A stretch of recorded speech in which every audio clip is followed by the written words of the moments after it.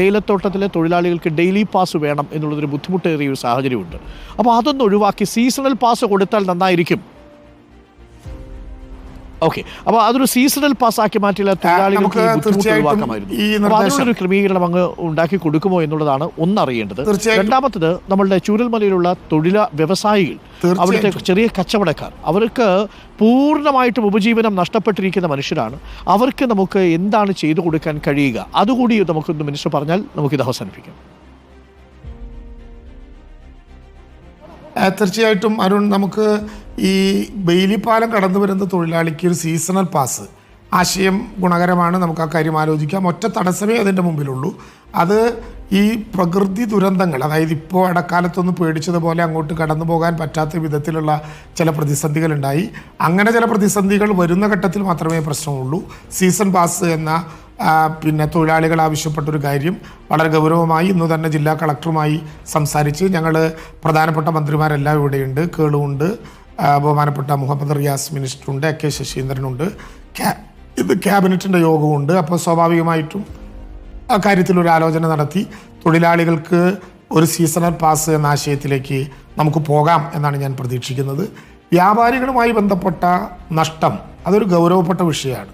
ഞാൻ ഉറപ്പിച്ചിപ്പോൾ പറയുന്നു, വ്യാപാരികളെ ഒരു കാരണവശാലും ഗവൺമെൻറ് കൈയൊഴിയില്ല. അവർക്ക് ആവശ്യമാകുന്ന തരത്തിലൊരു പാക്കേജ് ഉണ്ടാക്കാം. പക്ഷേ ആ പാക്കേജ് ഉണ്ടാക്കാനുള്ള ചില മാനദണ്ഡങ്ങളും അതിൻ്റെ നടപടിക്രമങ്ങളും ഇപ്പോൾ നടന്നു വരികയാണ്.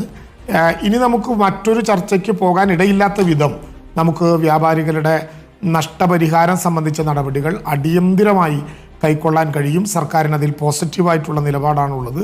ആ കാര്യത്തിൽ ഒരു പ്രതിസന്ധിയും ഉണ്ടാകില്ല. ആ കാര്യം പരിഹരിക്കാൻ ഏറ്റവും എളുപ്പത്തിൽ ആവശ്യമായ നടപടിയിലേക്ക് സർക്കാർ കടക്കും എന്ന കാര്യം ഞാൻ ഈ ഘട്ടത്തിൽ അങ്ങേ അറിയിക്കുക.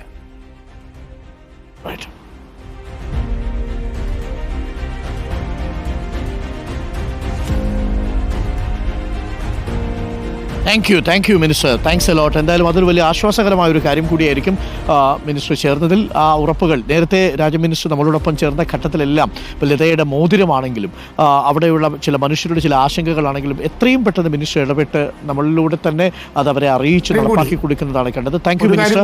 മിനിസ്റ്ററുടെ അന്നത്തെ ആ രക്ഷാപ്രവർത്തനത്തിന്റെ സമയത്തുള്ള സാന്നിധ്യം അത്യന്തം വൈകാരികമായി കൂടിയാണ് നമ്മളത് മനസ്സിലാക്കിയത്. Thank you minister. Thanks a lot. Okay, പറഞ്ഞോളൂ മിനിസ്റ്റർ, പറഞ്ഞോളൂ. ഒരു കാര്യം കൂടി അരുൺ, ഒരു കാര്യം കൂടി. ഇതിൽ വളരെ പ്രധാനപ്പെട്ട നേരത്തെ നമ്മൾ ചർച്ച ചെയ്തൊരു വിഷയം കൂടി പറഞ്ഞ് ഞാൻ അവസാനിപ്പിക്കുകയാണ്. അത് കടങ്ങളുമായി ബന്ധപ്പെട്ട പ്രശ്നമാണ്. നമുക്ക് സാധാരണ നിലയിൽ നമ്മൾ കാത്തിരിക്കുന്നത് സെക്ഷൻ 13 പ്രകാരം, ദുരന്ത നിവാരണ ആക്ടിൻ്റെ സെക്ഷൻ 13 പ്രകാരം കടമെഴുതി തള്ളാനുള്ള പൂർണ്ണമായിട്ടുള്ള അവകാശം ദേശീയ ദുരന്ത നിവാരണ അതോറിറ്റിക്കുണ്ട്. ആ അവസരം അവർ വിനിയോഗിക്കും എന്നാണ് ഞങ്ങൾ കരുതുന്നത്. എന്നാൽ ഇപ്പോൾ ആ സെക്ഷൻ എടുത്തു കളഞ്ഞു എന്നൊരു ഭീഷണി, അതായത് കടമെഴുതി തള്ളാൻ ഉള്ള അവസരം ആ സെക്ഷൻ വകുപ്പിൽ നിന്നെടുത്ത് കളഞ്ഞ് വളരെ ക്രൂരമാം വിധം കേന്ദ്ര ഗവൺമെൻറ് ദുരന്തബാധിതരായിട്ടുള്ള കടബാധിതരോട് പെരുമാറിയ വാർത്ത നമ്മളിപ്പോൾ ഈ ജൂൺ മാസം കേൾക്കുകയാണ്. പക്ഷെ കോടതി അക്കാര്യത്തിൽ ചില നിർദ്ദേശങ്ങൾ നൽകിയിട്ടുണ്ട്. കോടതി ആ നിർദ്ദേശങ്ങൾ നൽകി കേന്ദ്ര ഗവൺമെൻറ്റിനോട് പുനഃപരിശോധനയ്ക്ക് വിധേയമാക്കാൻ പറഞ്ഞിട്ടുണ്ട്.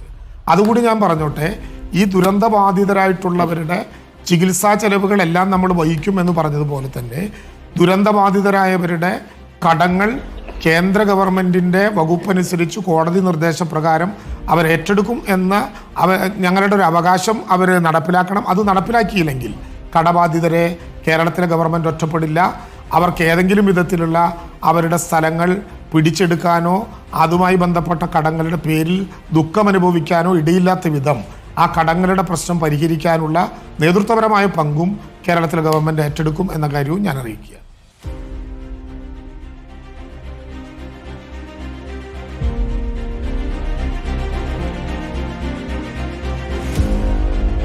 Thank you minister. അതും വളരെ പോസിറ്റീവായിട്ടുള്ള കാര്യമാണ്. 3 പ്രധാനപ്പെട്ട കാര്യങ്ങൾ മിനിസ്റ്റർ ഉറപ്പ് തന്നിട്ടുണ്ട്. അതിലേറ്റവും പ്രധാനപ്പെട്ട അവസാനത്തതാണ് ലോൺ തിരിച്ചടവുമായി ബന്ധപ്പെട്ട് ജപ്തി അടക്കമുള്ള നടപടിക്രമങ്ങളിലേക്ക് പോകാൻ സർക്കാർ അനുവദിക്കില്ല. അതായത് കേന്ദ്ര സർക്കാർ ഈ വിഷയത്തിൽ പോസിറ്റീവായിട്ട് ഇടപെടാത്ത പക്ഷം സംസ്ഥാന സർക്കാർ ലോൺ അടക്കമുള്ള വിഷയങ്ങളിൽ ഇടപെടും എന്നാണ് ഉറപ്പ് നൽകിയിരിക്കുന്നത്. നമ്പർ 1. നമ്പർ 2, ജനുവരി 1 തീയതി തന്നെ 2026 ജനുവരി 1 തീയതി തന്നെ നിലവിലത്തെ നിലയിൽ ഈ നിർമ്മാണ പ്രവർത്തനങ്ങൾ പോയാൽ പുനരധിവാസത്തിൽ താക്കോൽ കൈമാറ്റം നടക്കുമെന്നുള്ളതാണ്.